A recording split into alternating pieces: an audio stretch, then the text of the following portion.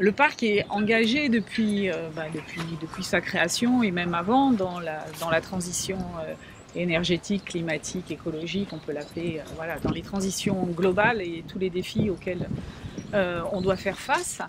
Et que ce projet s'inscrit dans cette transition. Sachant qu'on sait que l'électrique, c'est une phase transitoire vers autre chose, parce que c'est pas magique, ça tape aussi dans les ressources naturelles, mais il n'empêche que transition, ça veut dire qu'on avance et qu'il y a des étapes transitoires. Ce bateau a été fait par une entreprise locale, c'est aussi intéressant pour nous. Alors on est soucieux de nos données publiques, on a fait un appel d'offres, un marché, tout comme il faut, mais c'est une entreprise locale, Naviwatt, qui a été choisie. Et c'est important aussi pour le parc de travailler de manière la plus courte possible sur les circuits courts. Le bateau a été construit entièrement en Bretagne et par un architecte local, donc ça c'est vraiment intéressant. Naviwatt, c'est un bureau d'études qui est basé à Arzon. On est capable de fabriquer des bateaux électriques. Donc il faut aussi bien garder en tête que pas n'importe quel bateau peut être électrisé. Il faut vraiment que la carène soit spécifique et adaptée le mieux possible. Et donc on a lancé le Zen Pro il y a 1 an et on a quand même vendu 7 bateaux depuis 1 an. Donc il y en a un seul pour l'instant. Jean-Charles, un seul pour l'instant de Morbihan. Voilà.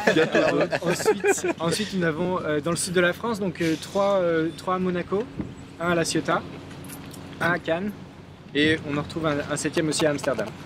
Pour ce qui est un petit peu des caractéristiques techniques, il y en a qui sont peut-être intrigués par la puissance du moteur, donc c'est l'équivalent d'un 80 chevaux. Et la batterie à l'intérieur, c'est une 42 kWh qui est une batterie de voiture. C'est la batterie d'une BMW i3.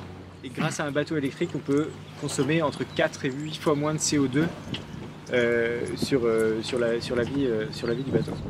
Alors pourquoi un bateau électrique pour nos missions? Comme l'a dit Monique, pour être en transition, pour être démonstrateur aussi, parce que ce bateau, une de ses principales missions, en dehors d'aller faire des suivis scientifiques, ornithologiques, des suivis plancton, des suivis sur la qualité de l'eau, etc. sur le golfe. Il nous sert aussi essentiellement de juin à septembre à aller sensibiliser les plaisanciers. Donc ça veut dire quoi? Ça veut dire aller à la rencontre sur le plan d'eau pendant qu'ils naviguent, en tout cas pendant qu'ils sont au mouillage ou au ponton ou à la plage, et discuter avec eux sur la réglementation qu'il y a dans le golfe. Il y a énormément de réglementations spécifiques au golfe, sur les bonnes pratiques, sur des éventuelles consignes de sécurité, voilà, la vitesse est limitée à 10 nœuds par exemple dans le golfe. Une des conditions, c'était pouvoir le recharger aussi, ce bateau quand même, parce qu'un bateau électrique, si on ne peut pas le recharger, c'est embêtant. Donc là encore, on a la chance que Morbihan Énergie et Port du Morbihan ont installé la première, je ne dis pas de bêtises, la première borne électrique pour bateau en France. Elle est ici, c'est celle-ci. Donc voilà, on sait qu'on peut mener toutes nos missions avec ce bateau sur le golfe. Et ça, c'est vraiment intéressant pour nous. Pour dire qu'au-delà de tout ce qui a été dit, c'est vraiment notre mission.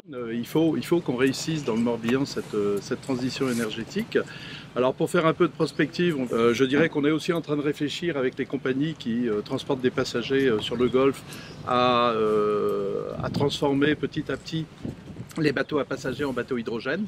On est aussi en train de réfléchir à la mise en place, avec toutes les études bien sûr nécessaires, et on travaille avec le parc et la compagnie des ports, la mise en place d'hydroliennes dans le golfe, afin sur des énergies renouvelables prédictibles d'être capable de éventuellement transformer une électricité en hydrogène et avoir cette ressource en permanence autour de nous.